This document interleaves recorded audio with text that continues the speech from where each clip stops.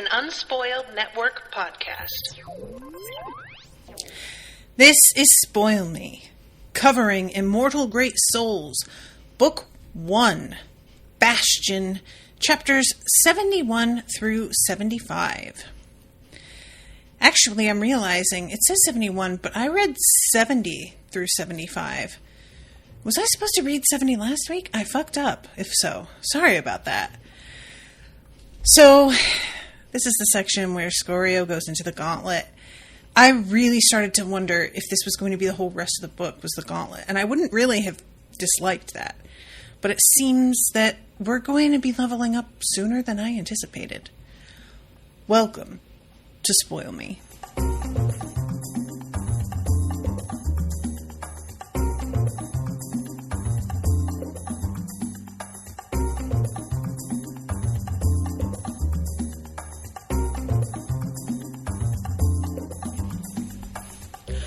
Welcome to the show, everyone. I am Natasha. Thank you very much to Dan for commissioning this episode.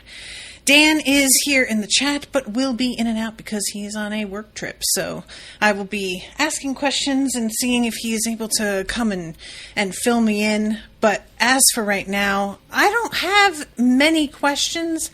All I have is a great deal of anticipation about when we are going to be finding certain things out. Y'all, this section is so packed. Welcome to Spoil Me. Oh my god, I just did a second intro. Y'all, I'm so sorry. I really think something has happened to my brain. I feel like, and I say this all the time as like a joke, but no, for real. Like, I feel like long COVID is a thing that fucks with my memory. I am absolutely in like the early stages of dementia, I feel like a lot of the time. And I'll tell you what, I have managed to keep a lot of things straight doing multiple shows at once. And it's starting to feel like I don't know how long I'm going to be able to keep pulling this off. Dan is over here in the chat laughing at me, as he should. But yeah, I'm realizing like the last section it said through chapter 70, and I didn't read this last time. I stopped at 69, and I'm wondering if if I was, looking at something that said something different, or if I just personally fucked it up. It could, as we have just seen, very easily be me just fucking it up. So I'm going to go look over here and just see what we've got for this section here. Yeah, 70. It said on the spreadsheet as well. So that's my bad. But I think it's okay, because chapter 70 is a lot of Praximar just speechifying you guys. I read this section twice via audiobook. And the first time, I went through it normally. But when I went to re-listen, I don't mind telling y'all that I fast-forwarded through Praximar's speech. Because it just goes on a long time. And this is not a criticism to the writer. I feel like this is purposeful to a degree. But it is really funny to think about. At one point earlier on, it's mentioned that Praximar makes the same, like, rousing speech every time the tournament happens, which is, like, fairly often. So it is very amusing to me, because the speech seems rousing and, like, a special occasion thing when we first hear it. But then realizing that you hear that same speech, like, what is it, once a month? I can't remember how often the tournaments happen. That makes it genuinely kind of funny to me.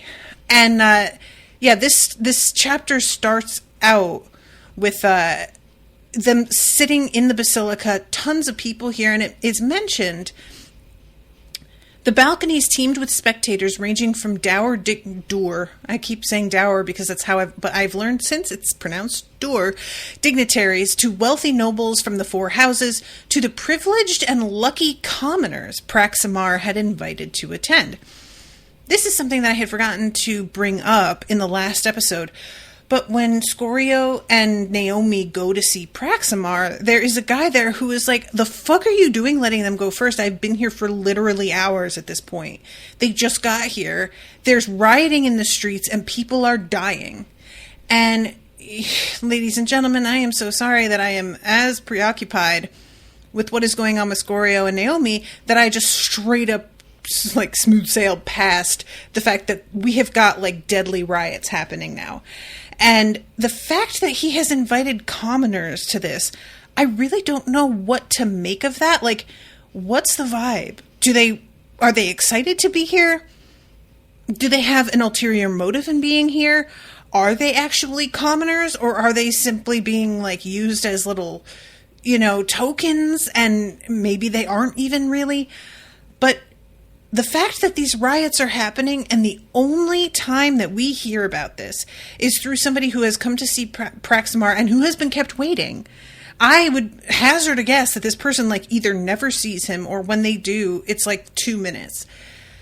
Things are getting bad out there, and our friends are the ones most aware of it, and even they aren't really dialed in.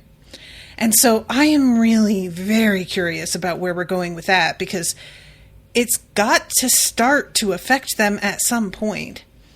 And just putting a pin in that to come back to later. And Scorio is looking around at everybody and the way that they are all like handling things differently. Some of them are like overwhelmed. Some of them are trying to pretend they're indifferent. Some of them are genuinely focused. And he is personally feeling a little bit of a way about how much ceremony, and in his mind, like there's a sense of falseness to everything, because he has gotten to see the seedy underbelly of how this academy works. But once it's time and Praximar begins his speech, even Scorio cannot help but get kind of roused by it, and he is so irritated. And I find that really funny, because like, that can happen. You don't want to give someone the satisfaction, and yet they're in the position they are because they're damn good at doing the thing they need to do. And I just did find that actually very funny, because he's so begrudging about it. And I just love this moment between Naomi and Lianshi. "Look at them," said Naomi, her upper lip curling into a sneer. "So excited to sell themselves to the highest bidder." "To continue their education," said Lianshi. "Nobody wants to be cast out of the academy. Even the poorest performing Cinder dreams of making it just far enough to be invited back." "To what end?" Naomi glared at her contemptuously. "So that they may excel further, earn greater attention and resources, and be yoked to a golden harness?" "Sure," said Lianshi. "What alternative is there?" To which Naomi had no ready response. Listen, I love it so much. It's really reminding me of that amazing comic, and I think it might just be like one panel, or it may be a series of panels that are one joke done a couple times. But it's a peasant who's just like hauling kindling and says, with this like sort of exhausted expression on their face, "Society could be improved somewhat." And then this very smug-looking, clean, modern man pops out of a well and says, "And yet you participate in society. Interesting. I am very intelligent."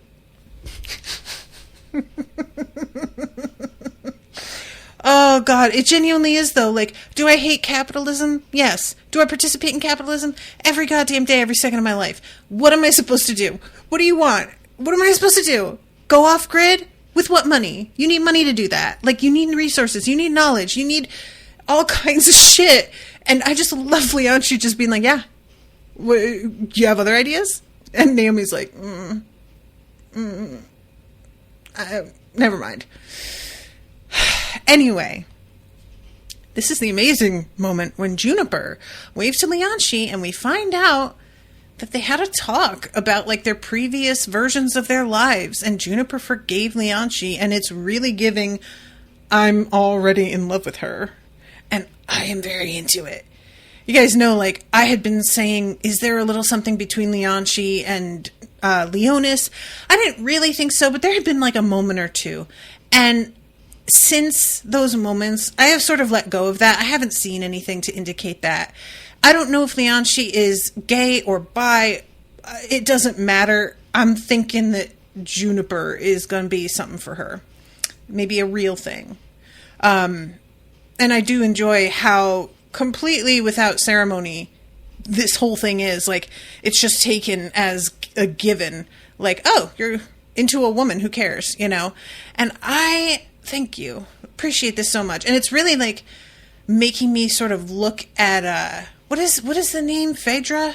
I know I always get their names wrong, and Helena, but I had been saying I wasn't sure if they were a romantic couple or if they were just, like, close friends. And I'm really thinking now it's romantic. Like, I've been thinking, and I never really mentioned that my thoughts on that had, like, shifted and become something more certain, but I thought I would just mention it here. However, no male gay relationships, and curious about that, if that's going to be anything. So yeah, this, you know, there's a moment that I loved also where Kurrigan is looking at Scorio, and it says he grinned with cruel mirth and drew his thumb across his neck, but Scorio wasn't watching him.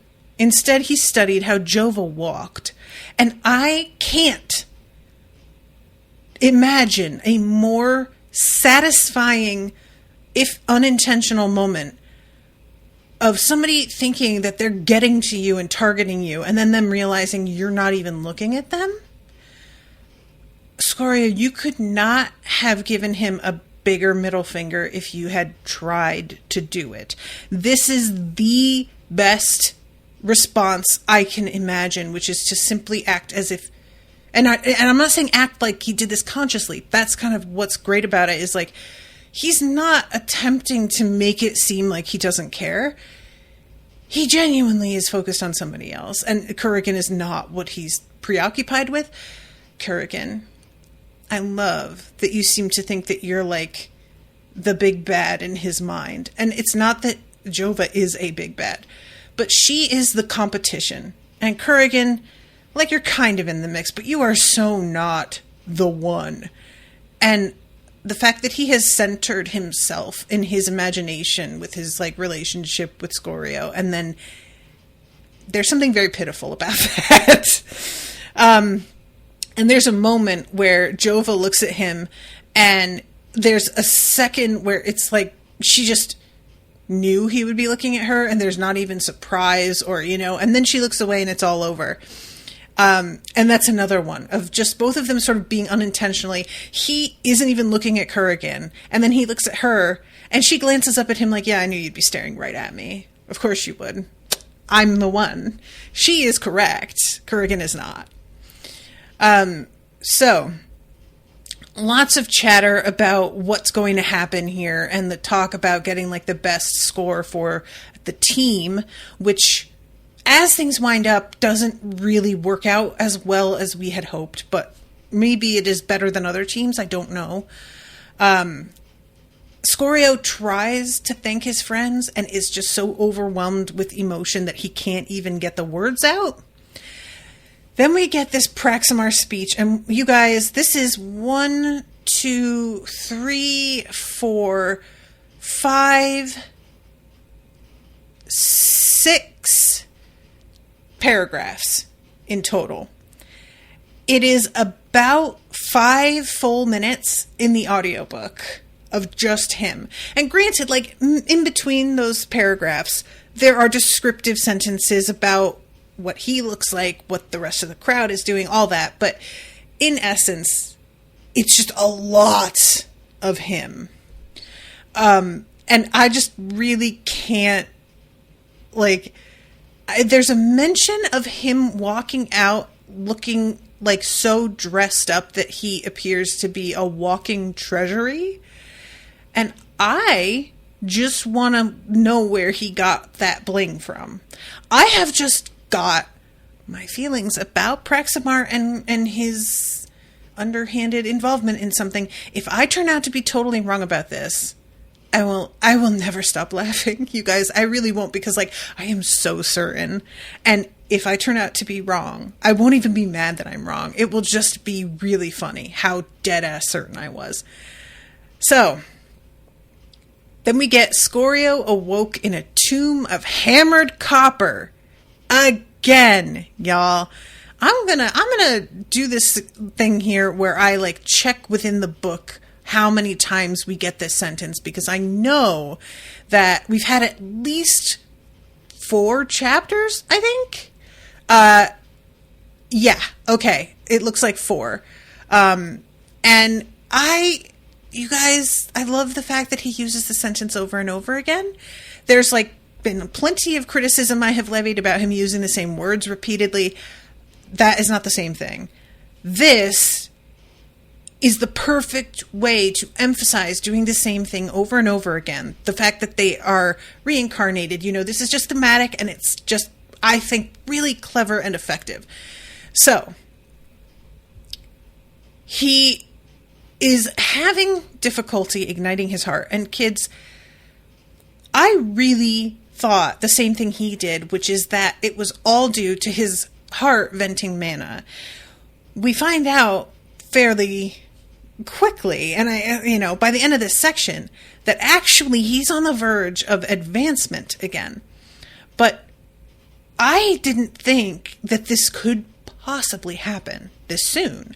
And I am going to go ahead and assume that the marinating technique may be responsible for him managing to do this as fast as he did. That somehow that technique just managed to sort of, what's the word I want? Like supercharge his heart in some way.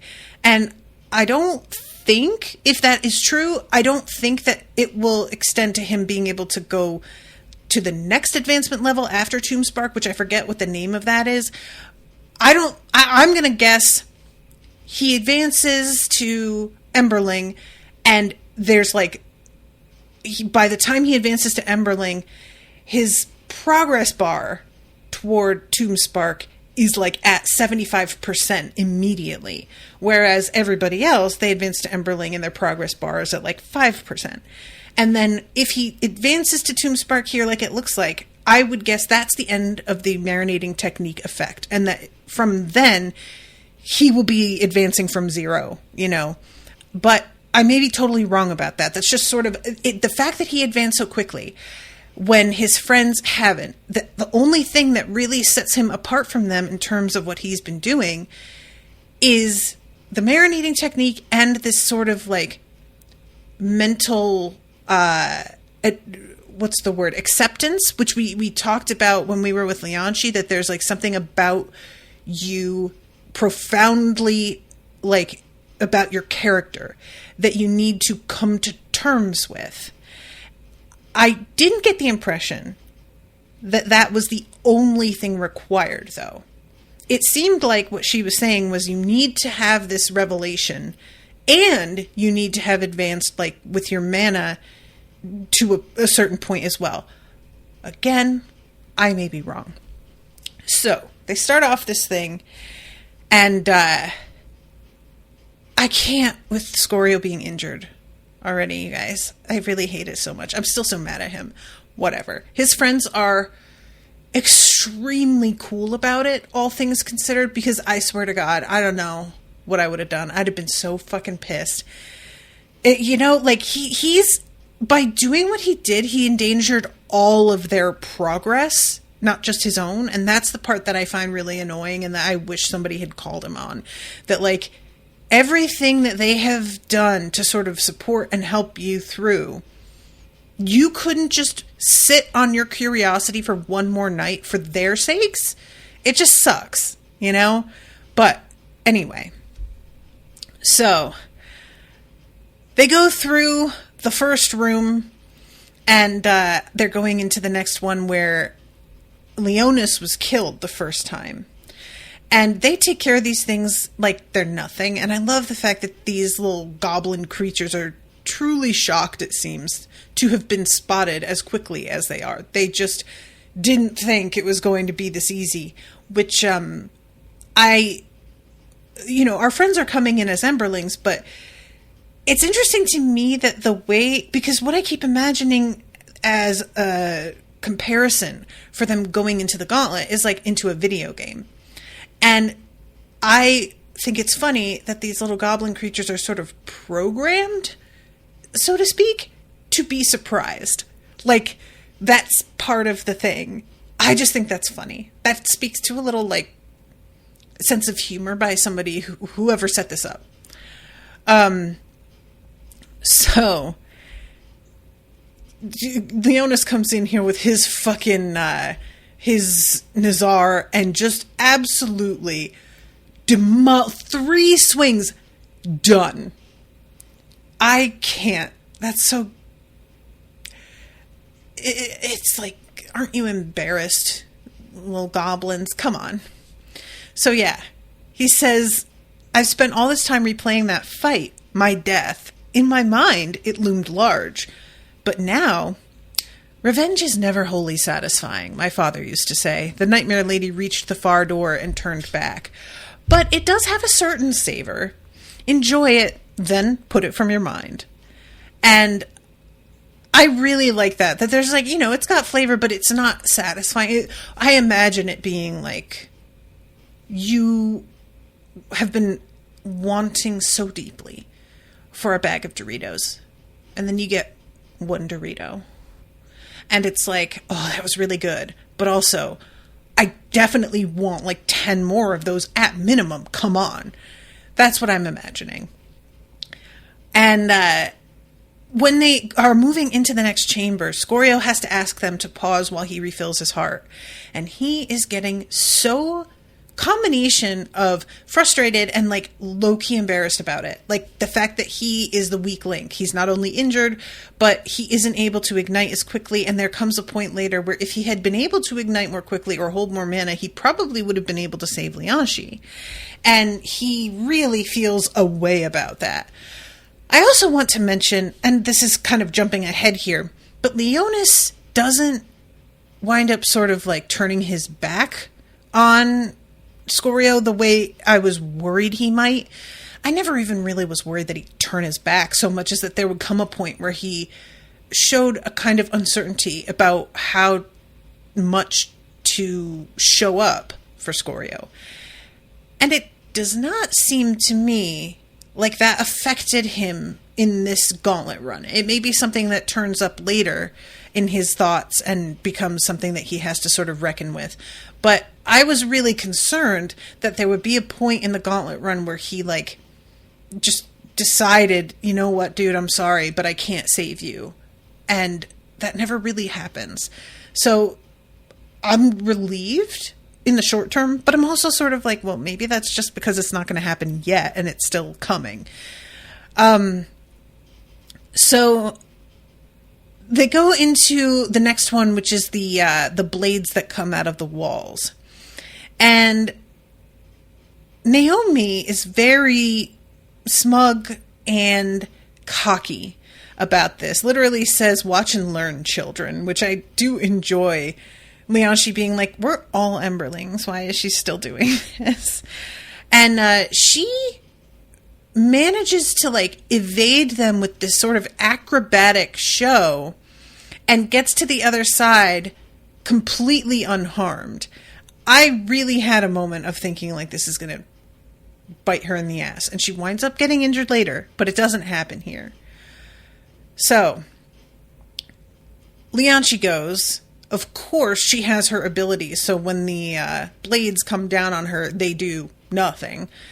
And Leonis goes through. He is just like trying so hard, but he has not got any real grace or nimbleness. Like, that's just not his bag. He is the fucking juggernaut, you know? And he gets sliced on his thigh, and it's like a pretty deep wound. And if I were Leonis, I think working on flexibility and like acrobatics might be a bit of a priority for me. The Juggernaut thing is super useful. Don't get me wrong.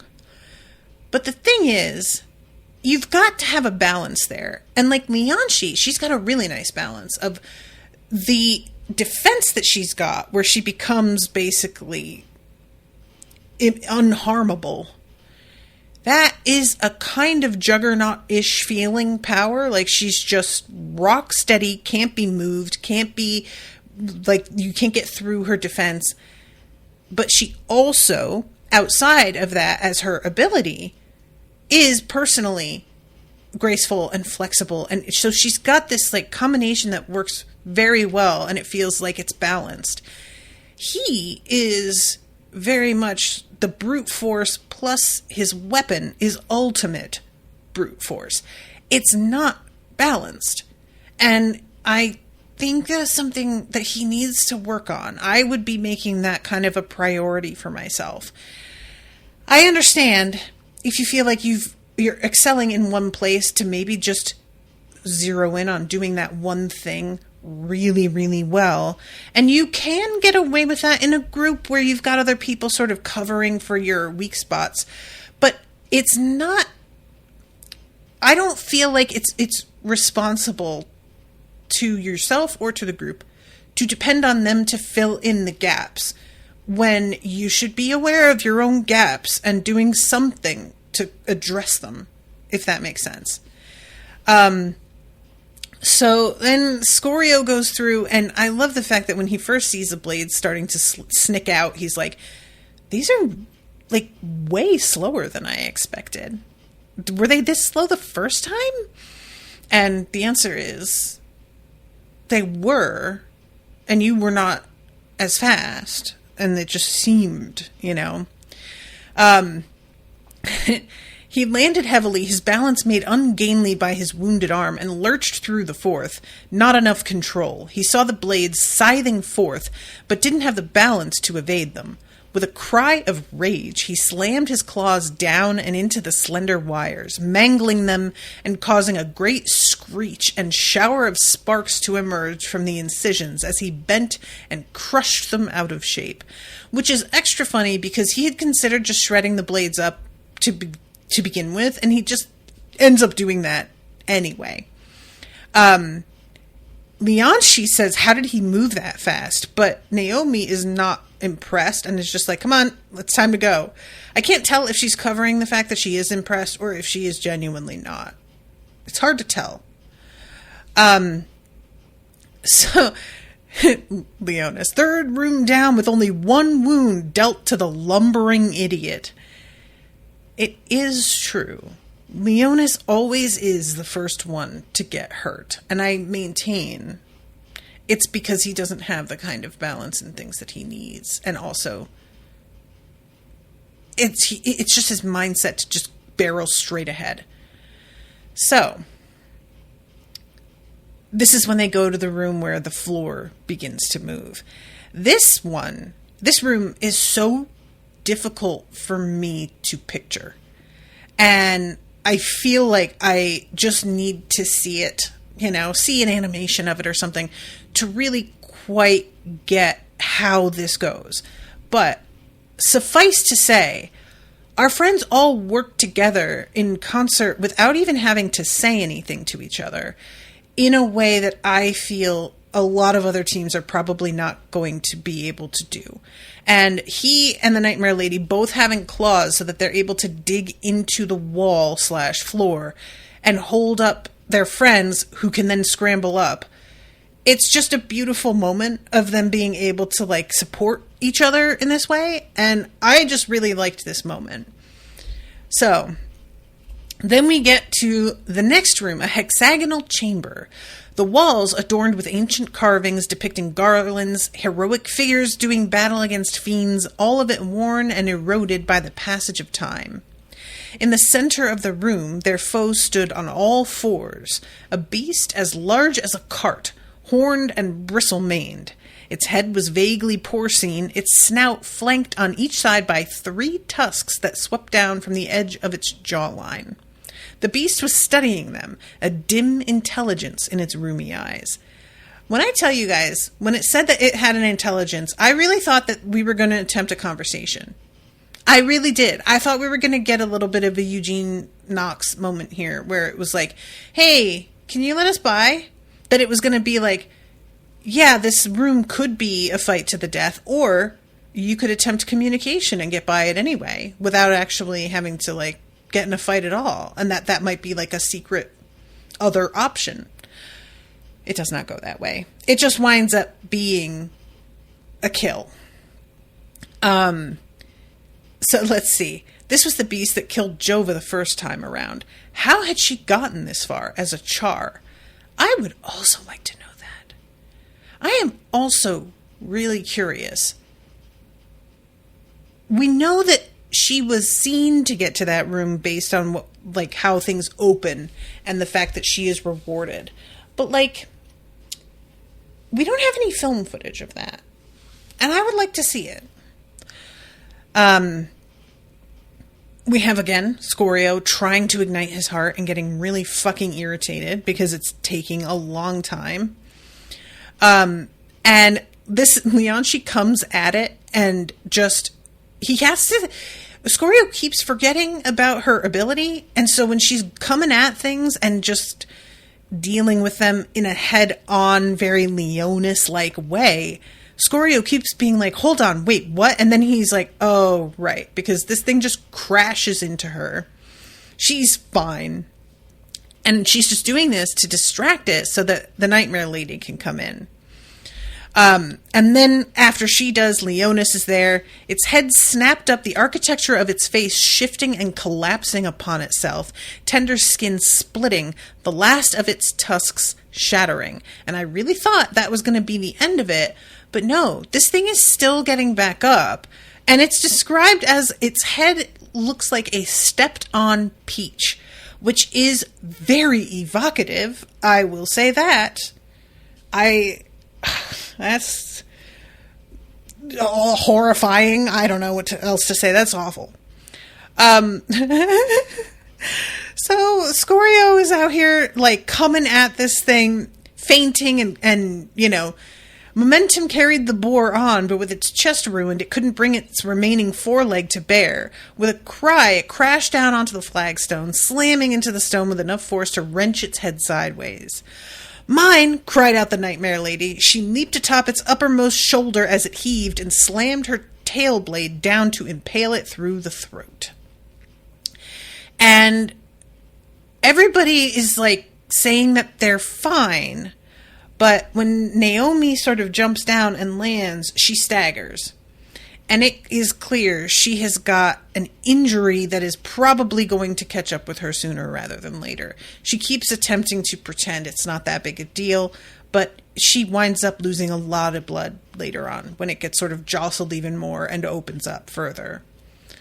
They have a brief, what do you think, like, how far is Jova going to get, do you think? Because, like, Naomi, she says these first 5 rooms are meant for chars. So if we're Emberlings and we're finding this challenging, we're not doing as good as we should be, which I found a little bit of a bummer. I was sort of like, can you just not tell us that, Naomi? Like, I don't feel like telling them does any good, you know? But Scorio says, how far do you think Jova will go?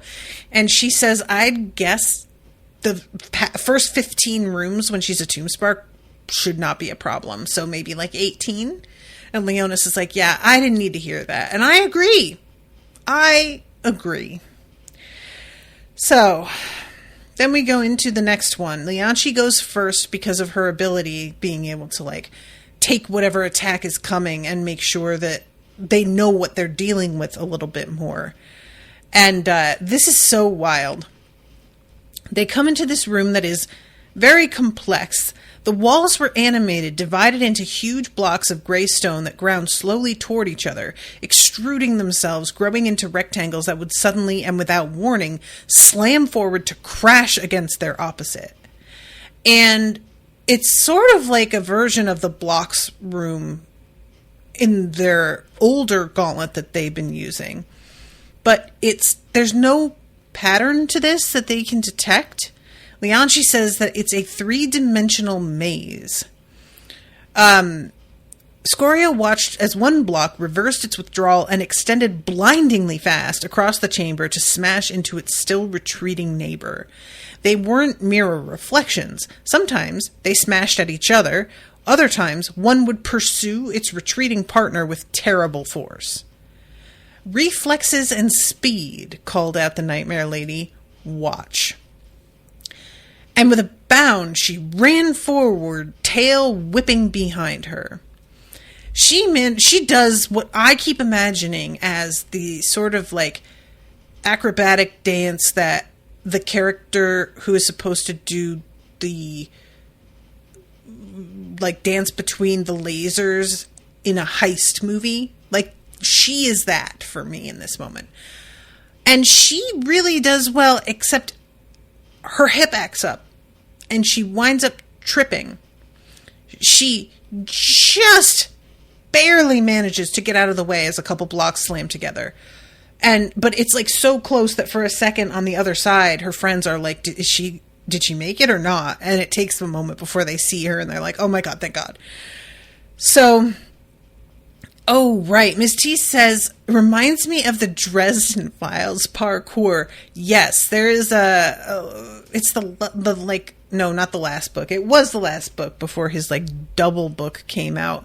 But yeah, there's a sort of, that does seem to have more of a pattern in that book, but it's a really, really similar idea.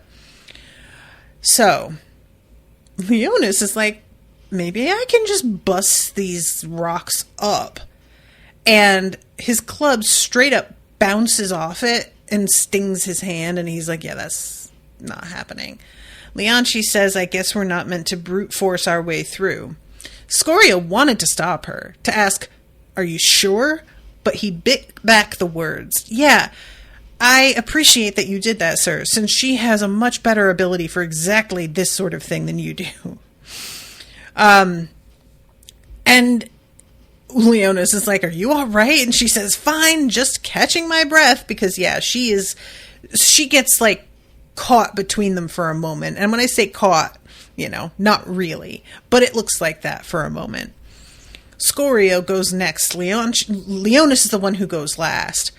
The blocks began to withdraw from under him. He eyed the fourth set of blocks, saw the ones 5 feet off the ground below him were about to part, and dove down on instinct. The blocks parted just before he hit the seam.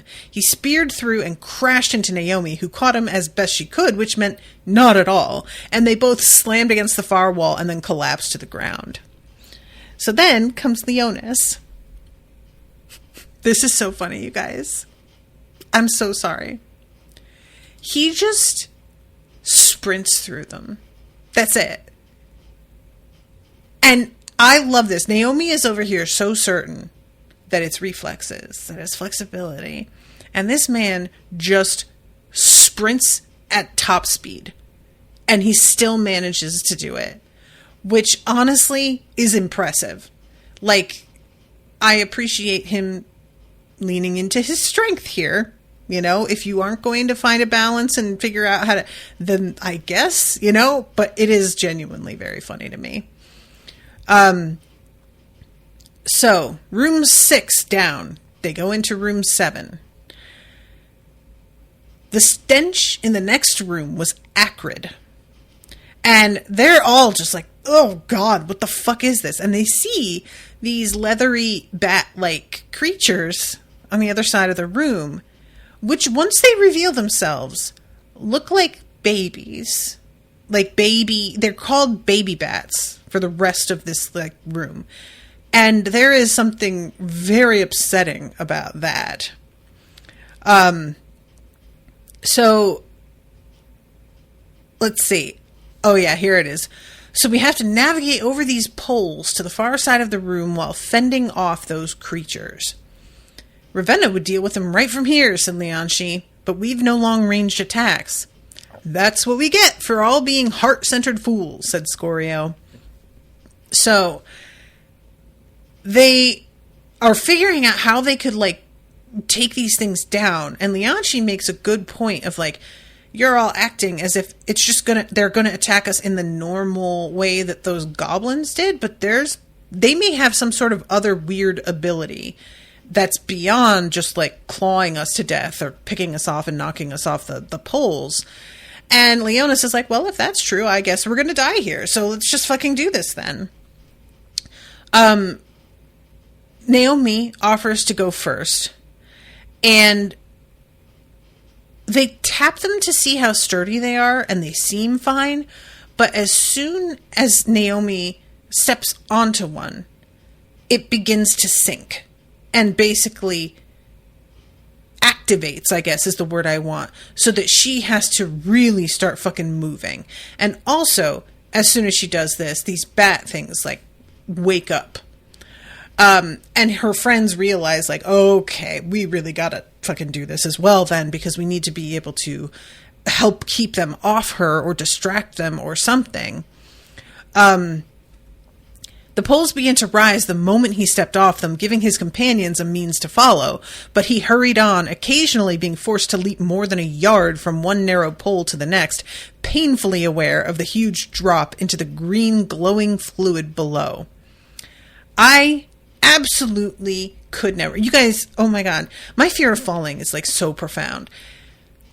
I've realized, like, as I get older, I had always thought of it as a fear of heights, and like, that's part of it, sure, but the fear of falling is much more what it is for me.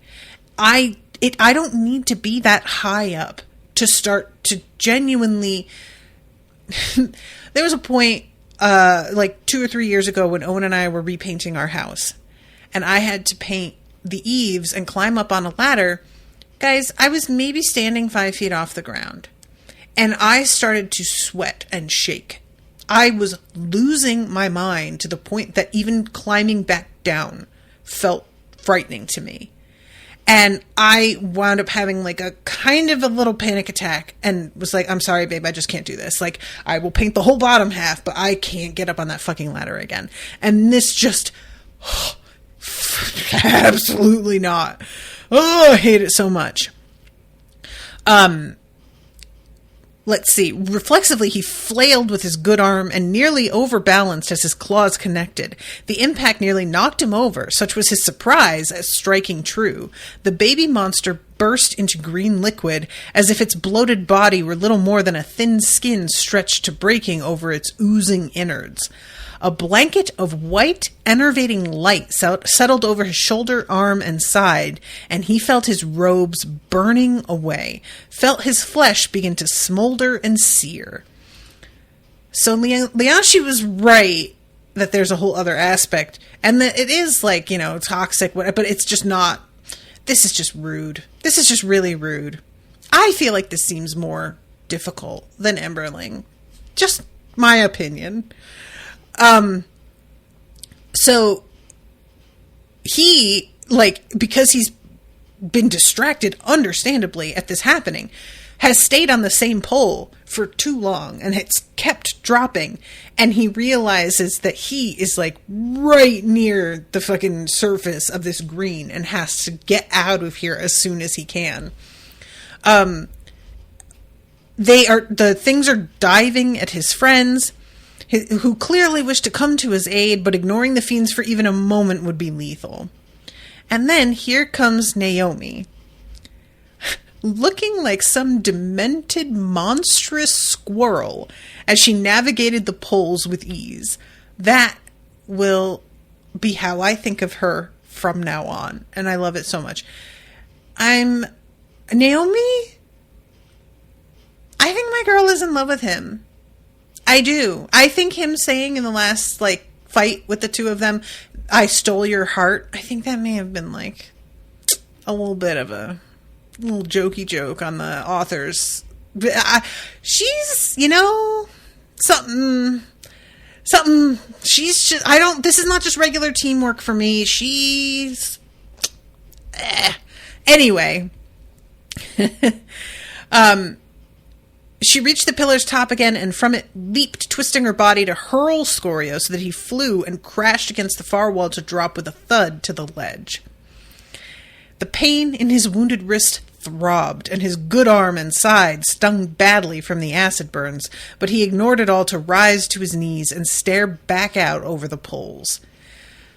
Oh, God. This is so anxiety-inducing, y'all. I swear. Eventually, she manages to go back and, help haul Leonis up, who is beginning to fall.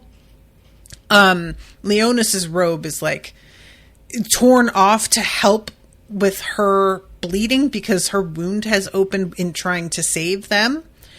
And Scorio tells them again he has to wait. Never had he felt such rage at his own limitations. Every second he took sweeping more coal into his heart cost the Nightmare Lady more blood. So, they go into the next one. Darkness, nothingness, and then he emerged from a central column of crude iron into the well-lit crossroads between 4 hallways. A flickering green light was approaching, bobbing, eerie and murky. He sharpened his dark vision and saw a figure approaching them down the hallway's length. A large man, easily the size of Leonis, bare-chested but for a leather strap that crossed over his pectorals to hold a baldric in place over his shoulder.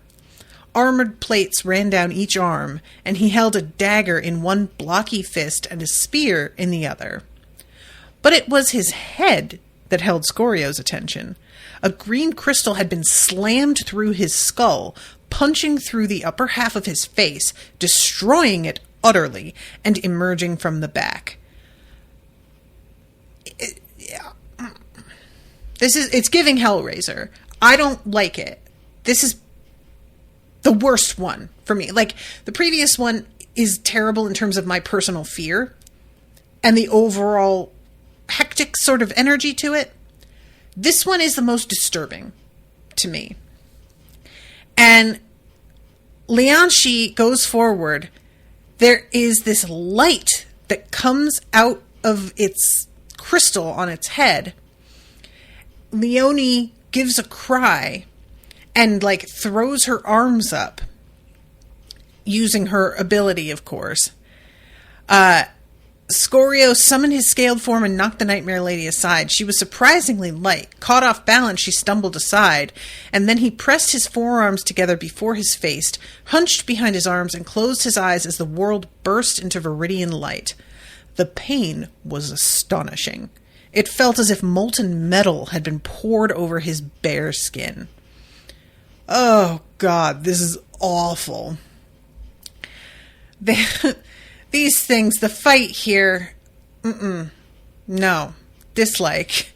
I'm not going to talk about this too much because we really do need to get to the part where Scorio has his revelation, and that really needs to be something that I focus on for a bit here. So I'm going to, forgive me, speed through some of these a little bit. But eventually they're able to take them down. They gurgle as they die, which somehow was very funny to me. Scorio's fucking arms, they are not good. He tries to be it's okay, and then he's like, yeah, okay, it's really not great. Let's see. Lianshi, I think, is completely unharmed, if I'm not mistaken at this point still, which Leonis mentions because he has to give them a bit of a pep talk a little bit later. And, oh, yeah, here it is. That was more than a cinder challenge, muttered Leonis. No, said Naomi. Think about it. None of us died, but that would have crushed a group of cinders. We're still on track. So is she saying that's still, it sounds to me that would have crushed a group of cinders. And he's saying it was more than a cinder challenge. It sounds like she's agreeing with him. I was confused by this. Anyway, doesn't matter. So, then we go into our next room. What is this? Room 8? 7? I don't even remember at this point. And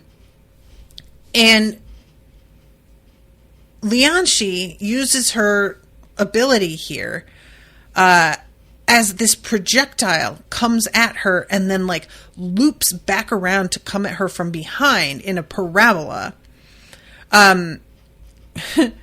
We have to go, cried Scorio, realizing that soon she'd be facing 4 of those attacks alone. He ran out, going wide, aware the second blurring shape was stopping, dipping low, picking up speed as it skimmed along the ground back to where Lianshi crouched on all 4s. Up, Lianshi, it's coming. And all of these things are coming. It's dark, so they are having to use their Emberling vision, but their Emberling vision isn't enough to illuminate the whole room. They can only see portions of it. So it's described as like taking a lantern and swinging it around, trying to like keep an eye on everything. So I am assuming the point is really to use like all of your senses to track it rather than trying to see it. But understandably, that's not something that they're able to really like get in touch with here. And Lianshi and the Nightmare Lady, they are getting attacked. She manages to crush one of them, which amazing. I'm so glad that it didn't just break her tail. Let's see. Lianshi slid down the wall too close. That would have been a massacre with cinder level dark vision. Almost was even with ours, said Leonis. Yeah. Scorio gets cut again. And Lianshi is saying, I'm just getting this far because you're doing all the heavy lifting, even though she calls herself like the test subject. Naomi tries to say, blood loss is all. Feeling a little lightheaded. And it hurts, obviously. And my leg is starting to act up on me. But otherwise doing great. She must be worse off than we thought if she's being funny, said Leonis, tone grave. Perhaps we shouldn't wait that long. So 5 minutes for a rest. This is when, Leonis is like, all right, guys, fucking hype. And I said that I was going to speed through these, and I'm finding it hard too, because like, there's just a lot of moments that I think are really interesting. There are these statues in niches. Each and every one of them was identical, perhaps 5 feet tall, their forms vaguely feminine, their heads topped with an ornate diadem in which rubies were embedded. A central emerald was placed in their brow, but their eyes were lost to curling latticework that swept down from their temples to flank their noses, the dark spaces between the filigree revealing their heads to be hollow. What? Where is he getting these? That's so specific. And for what reason? What is this? You know what I'm saying? Like, where's this idea coming from, sir? I just, it feels like the sort of thing that comes to you in a dream and you wake up and you're like, that is weird. I'm definitely writing that. So they begin to walk into the room kind of like, these things are here. They're clearly a threat, but what do they do exactly? And they're not sure. And then Nightmare Lady yells, and Scorio sees one of them bending its knees before it flicked itself up into a preposterous leap, like that of a grasshopper, suddenly blurringly fast. Enough already. This is too hard. Okay? That's what she said. Scorio held his heart at saturation, every once in a while sweeping in more mana to replenish his reserves, and watched for signs of movement as the Nightmare Lady set to toppling statues. They don't defend themselves. So there's a sort of sense for me of like, this feels too early. Like, and the Nightmare Lady is like, I don't get it. This room, for cinders, like it should have been dark in here or something. This feels too easy. Still plenty dangerous, said Lianshi. I never saw those attacks coming. The Nightmare Lady turned to her, her monstrous expression taking on a mocking cast even as she swayed on the uneven carpeting. And how much damage did that attack do?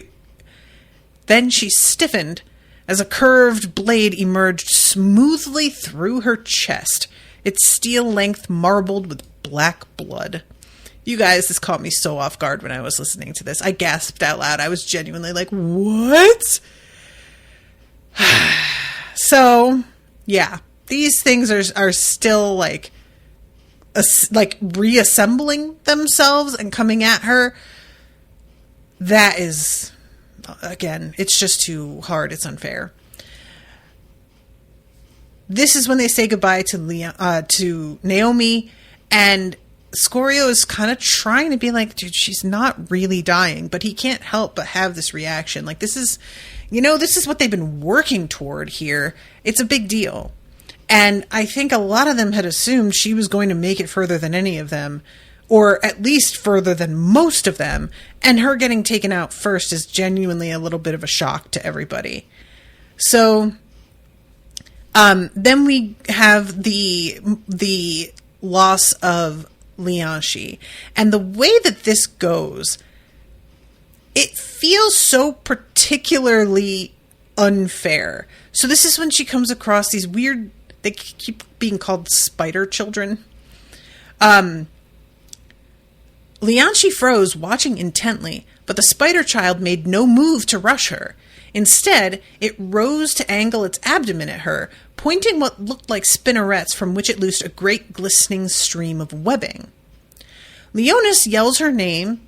She uses her ability, but that did nothing to stop the webbing from wrapping around her, and immediately the spider child began to haul her toward it. So it's pulling on her, and Leonis is trying to, break it with Nazar, and the webbing is not breaking. Scorio uses his claws to slice through, and that works. But as Lianshi staggers backward with the webbing all over her, it says her body still glimmering with its invulnerability, she let out a strangled cry of horror, then her feet went out from under her. The flagstones behind her disappeared, becoming a funnel that led straight down into nothingness. So you get pulled forward by this spider thing, but then when you try and yank yourself away from it, there's a pit behind you that's actually got suction to it, pulling her down. Deeply unfair. I mean, come on, Christ. He holds on to her, and again, this is the moment where he can't pull enough mana into his heart and ignite it again. And she winds up yelling, "I believe in you," and letting go. That's the last thing she says, and I was just like, oh my God, bless her. She's so pure. She really is, you know? And when Scorio, he and Leonis have their moment after they get through this, where Leonis says, I know it's irrational, but I thought with her power she'd last the longest. And Scorio says, it tripped her up. She relied on it when she should have dodged. She did her best, Leonis said, face flushing as he rounded on Scorio. Don't belittle her. I'm not, said Scorio, cutting his friend off sharply. At all. You know how much I love and respect her. But that's just what happened. Wrong reflex, and it cost her. They stood thus in silence for a spell. Then Leonis nodded reluctantly and rubbed the back of his neck. Sorry, you're right. I really love the fact that Leonis is so defensive of her. I had said, I don't think there's a thing between the two of them. If, this makes me almost be like, does he have a thing for her? And she just doesn't reciprocate? Maybe they do have a thing, and her thing with Juniper is nothing. I don't know. But it felt really, really personal. And it could just be personal because they're such friends, you know? I don't know. It just felt like maybe this is just how defensive he just gets of all of his friends, you know, probably. So they go into the next room, and this is when they get attacked by these fucking things that are very similar to the goblins in the third room, is it? Or the second room? I think it's the second room.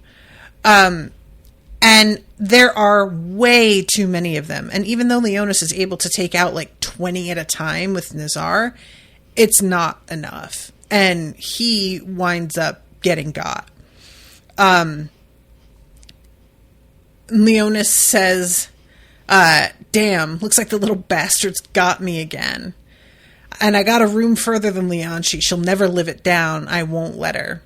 Room 12, not too bad. I'm sorry, though. I wish... Don't apologize. You've got nothing to apologize for. Wish could have helped you go further.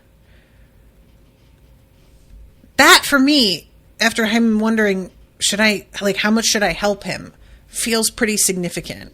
Wish I could have honored Golden King. And I'm wondering if he's, feeling that if the realization he came to for himself was being there for my friends is more important. And that is what I'm living up to by supporting him. I don't know. But this is when we get to the point where Scorio is alone. And he is fucked up. He's losing blood. He's burned. His body doesn't even want to stand. His legs can't support his weight. And he is really, feeling the unfairness very acutely. If only he'd been able to ignite his heart a second sooner, and he'd have been able to ignite if his heart hadn't been so fractured, which is because of Praximar, and it's Praximar's fault, and then around and around and around. And then he suddenly remembers the moment where he says to Imogen, "It's not your fault what happened to you. You didn't deserve this, none of it. All your pain, your outrage. I might not be able to understand it, but because of who I am, I can respect it. I can respect what you're doing and why." And he is thinking, it feels like I could say that to myself right now, but why doesn't it feel right? And he remembers her saying to him, "Your titles were always well earned." And then he thinks about Kurgan telling him, "You betrayed your brother." And all of a sudden, he's like, hold on. I keep telling myself it's not my fault. But according to what people have been telling me about myself, I did fucked up shit. And I don't remember it. And that wasn't my me now, but it was me.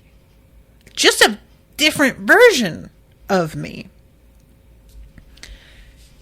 He'd gone from risking everything to save him to turning him over to the king, thinking about his brother. The impossibility of that connection rankled, and Scorio's soul screamed in outrage against the possible plausibility of that deed.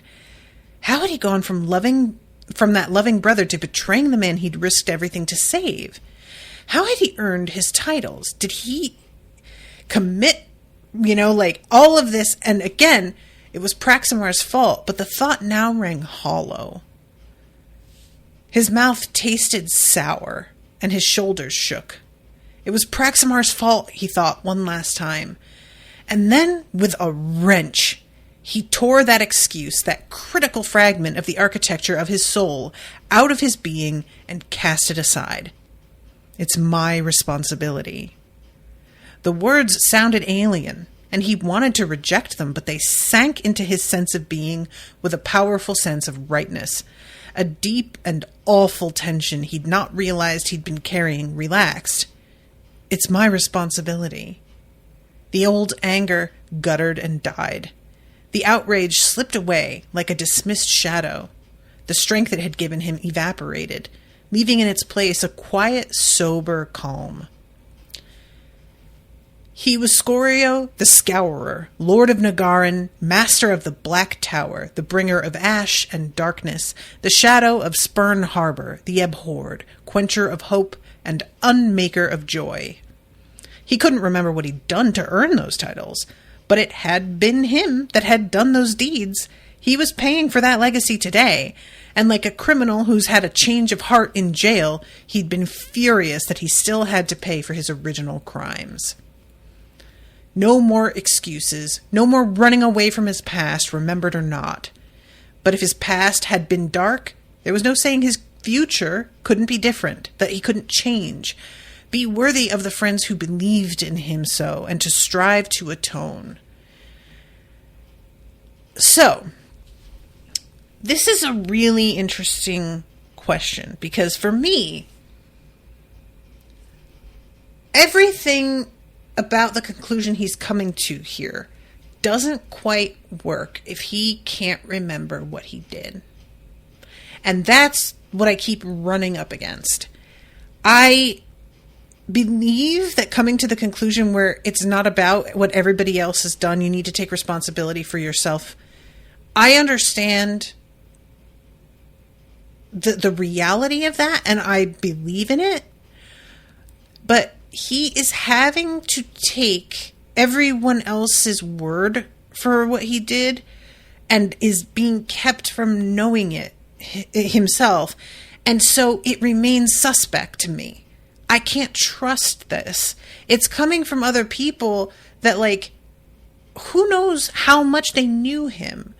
Who knows what they were aware of in terms of his motivations?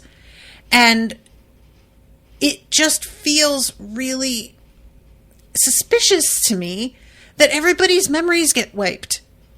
There's something about this that I don't know if this is really how this has always worked, but I can't help but feel like somebody wants everyone to forget their previous lives for other reasons. And I don't know what that means. You know, it may just be for your own progress. It may be that it helps with your own personal growth, but because of how profoundly corrupted this system seems, I can't believe in that. Do you get what I'm saying? So I love this for him in an abstract way, but when applied to where he is coming from and the world he lives in and what he has seen, I am not really buying this in the, like, fundamental way I feel I should be. It just, for me, atoning for things that you don't even remember doing, it feels like a trick. It feels like there's a character in Westworld who he is one of the robots at the park, and he is always talking about how he has, like, things that he needs to make up for. And eventually you find out that this is just part of his programming, is giving him this vague sense of a need to make things right, when in fact there isn't anything in his history that he did wrong. They don't actually have a history for him because he was created fully for this park. So they have just instilled in him this fundamental sense of guilt coming from this, like, kind of unseen, unknown, misty past. And there isn't anything that he can do to change that, because that's just part of how he was put together. And there's something about this for me that's feeling this way. I want him to take responsibility for himself. I do feel like him constantly being angry at the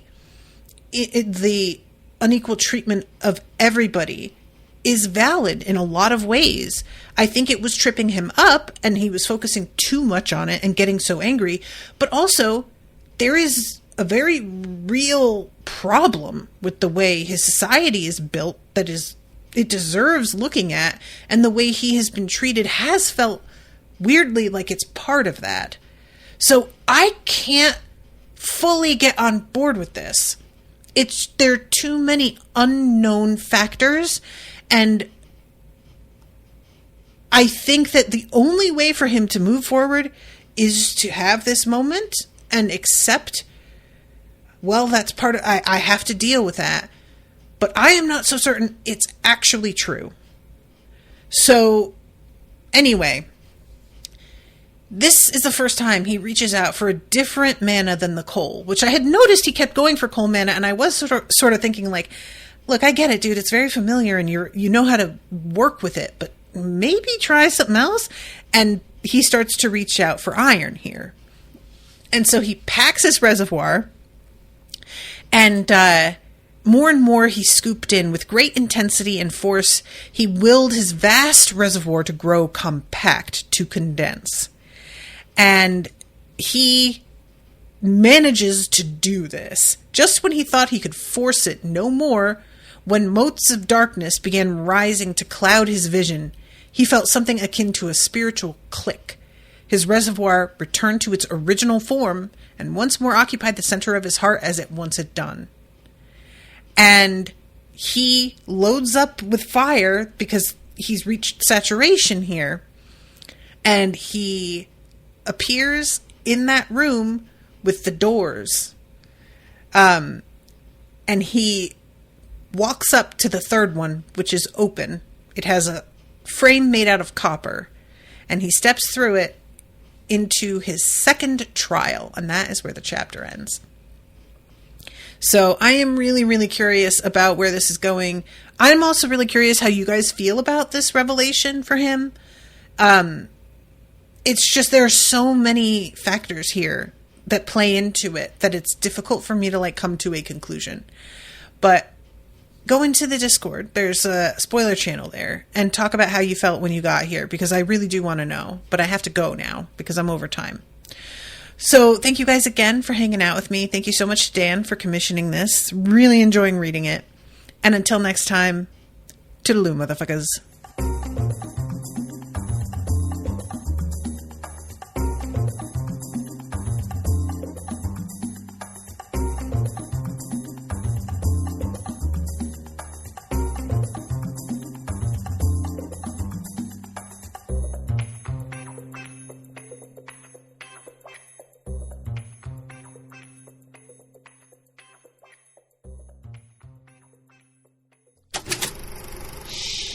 That was an Unspoiled Network podcast.